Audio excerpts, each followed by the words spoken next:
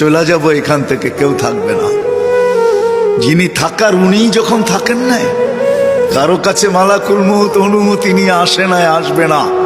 শুধু একজন মুহাম্মদুর রাসূলুল্লাহ সাল্লাল্লাহু আলাইহি ওয়াসাল্লামের কাছে মালাকুল মউত যখন আসছেন, তো আল্লাহ বলছে বন্ধুর কাছে অনুমতি নিয়ে ঢুকবে, অনুমতি দিলে ঢুকবে, নাইলে ফিরে আসবে।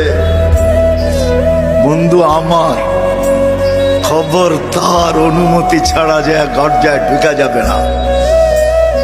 আমাদের কারো কাছে অনুমতি নিয়ে আসবে না, ওনার কাছে অনুমতি নিয়ে গেছেন। তারপরও বলছে শোনো, ঢুকার অনুমতি দিলেই কিন্তু হাত রাইখা দিবা না, আবার অনুমতি নিবা, রাখবা কি রাখবা না। বন্ধু যদি হা বলে তো রাইখো, যদি না বলে তো চলে আইসো। না বন্ধু আমার, কার বন্ধু? হ্যাঁ, কার বন্ধু? হাবিবুল্লাহ।